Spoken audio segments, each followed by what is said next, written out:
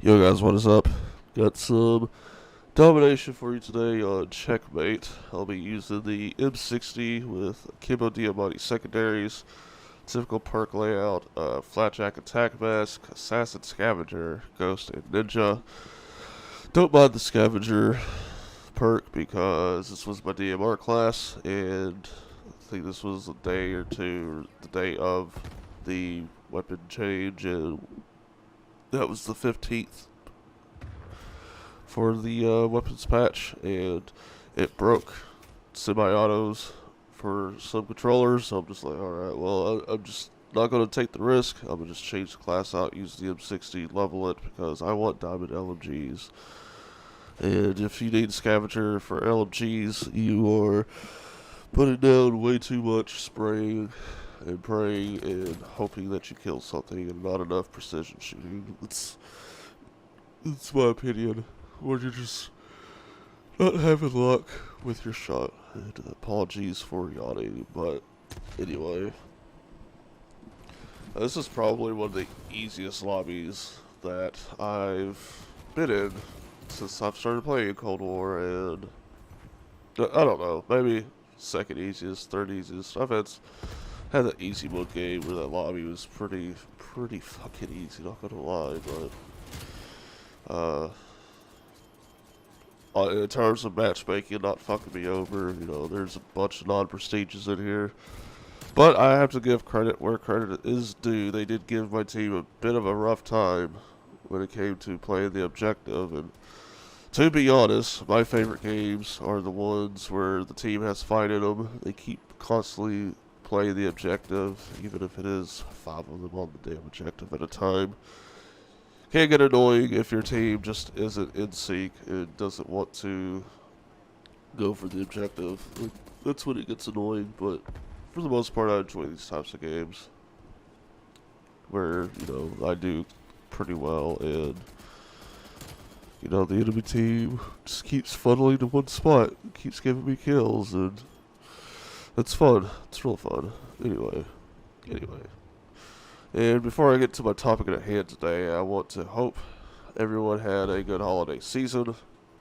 With everything going on in the world, having a good holiday season can help combat any of that depressive states we've been in due to the COVID pandemic.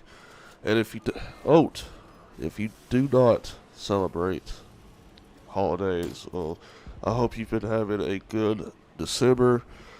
I hope everything's been going well for you, and I hope for everyone's sake, not just those who celebrate holidays and who don't, I just hope for everyone in this world that's dealing with this shit right now, that when the clock strikes midnight on the 31st, that the calendar doesn't decide to hit 2020 again, and we enter Jumanji Part 2, Electric Boogaloo. But anyway, for the topic at hand today, I want to talk about why do I keep making videos when I'm not really getting any views. And for one, I just enjoy making videos, whether it's for helping friends out. 'Cause honestly, that's the whole reason I started making videos, is to help my friends out, to get better at the game, and to entertain them. And hopefully reach out to a bigger audience at some point. That's always been my goal. There was hope for that at one point when Modern Warfare 2 came out. I got lucky. I had, I think, 4 or 5 videos hit the algorithm, get 10,000 plus views, and then my laptop died. And unfortunately for me, at the time when all my videos hit that algorithm, my quality was standard def. I didn't have an HD TV. I had a Dazzle too, I believe, at that time when I first started making Modern Warfare 2 videos. I may have had a PVR, but the quality on those videos were pretty trash, which makes me think it was a Dazzle anyway. So that didn't help me out any, because the whole big COD community was getting HD PVRs, that HD quality gameplay, and here I was with standard def gameplay. I wasn't updating with the times. I didn't have the means to do it. I was in high school. I just didn't have the income to do it, and I feel like I hurt my chances to grow the channel And it also didn't help that my laptop died too, so I was out a month, and that first month of Modern Warfare 2 is what fucked me, because that was when everyone was getting massive amounts of views. And to be honest with you, that's when this Call of Duty community peaked, was with Modern Warfare 2. And we haven't seen those highs ever since, because, you know, just like everything else in the world, you have a fad, and, you know, first-person shooters in general were a fad back in the early 2010s. You know, with Call of Duty 4, World of War, Modern Warfare 2. You know, we hit that peak, and when Black Ops 1 came out, that peak was definitely gone. Between, I'd say, the start of Modern Warfare 2 and the end of Modern Warfare 2, the amount of content creators just for Call of Duty grew exponentially. There's way too many Modern Warfare 2 commentators. Honestly, you could find whatever you wanted.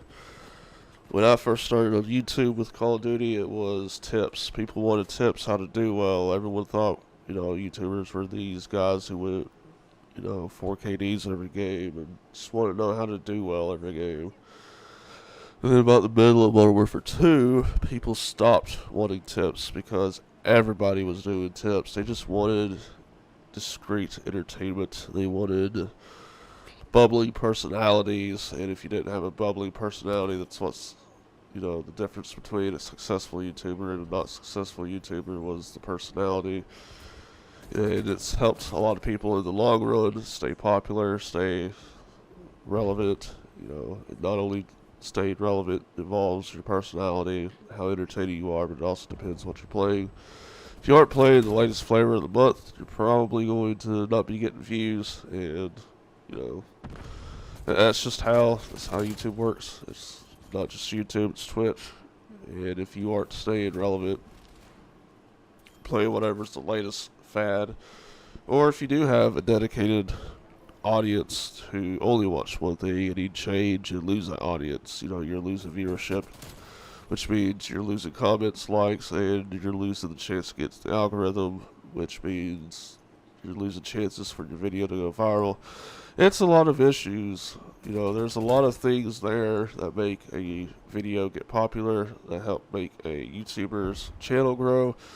There's a lot of stuff, and it's a lot more profound now than it was back then, at least in my opinion. And the main differences between YouTube now versus then is that, you know, no one's watching 10-minute gameplays anymore. My shorter videos tend to do better than my commentaries. But there's always hope that one of these videos will sneak into the algorithm, my channel grows, and, you know, I get subscribers off of it.